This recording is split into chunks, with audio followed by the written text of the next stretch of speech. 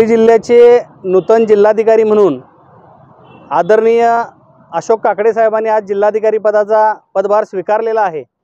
आणि हा पदभार स्वीकारल्यानंतर सांगली जिल्ह्यातल्या समस्त आंबेडकरी समाजाच्या वतीनं आज आपण आदरणीय काकडे साहेबांचा सन्मान सत्कार केलेला आहे। आणि या सांगली जिल्ह्यामध्ये असे असंख्य प्रश्न प्रलंबित आहेत की ज्या प्रश्नांकडे तत्कालीन जिल्हाधिकारी राजा दयानिधी यांनी लक्ष दिलेलं नव्हतं। त्यांची राजा दयानिधी यांची कामगिरीसुद्धा पाठीमागची काही समाधानकारक नव्हती।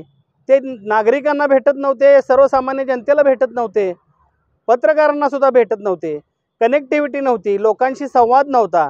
त्यामुळे लोकांचे प्रश्न सोडवण्यासाठी ते कदाचित असमर्थ ठरले असावेत। पण विद्यमान जिल्हाधिकारी आदरणीय अशोक काकडे साहेबांच्याकडून आम्हाला फार अपेक्षा आहेत। आदरणीय अशोक काकडे साहेब हे अतिशय खालून वर आलेले अधिकारी आहेत, कारण सांगली जिल्ह्याचा त्यांना पूर्वानुभव आहे। सांगली जिल्ह्यात त्यांनी यापूर्वी काम केलेलं आहे, त्यामुळे सांगली जिल्ह्याचे अनेक प्रश्न त्यांना माहीत आहेत आणि ते फील्डवर काम करणारे अधिकारी आहेत, सर्वसामान्यांशी नाळ जोडणारे अधिकारी आहेत। त्यामुळे आदरणीय अशोक काकडे साहेबांना आम्ही पुन्हा एकदा समस्त आंबेडकरी समाजाच्या वतीने शुभेच्छा देतो।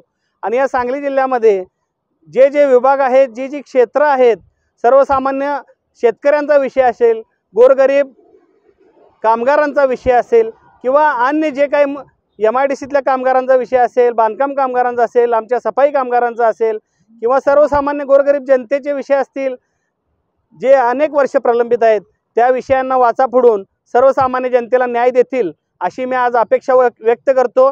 आणि या सांगली जिल्ह्यामध्ये कार्यतत्पर जिल्हाधिकारी आदरणीय अशोक काकडे साहेबांचं पुन्हा एकदा मी स्वागत करतो। जय भीम, जय भारत, जय जिजाऊ, जय शिवराय।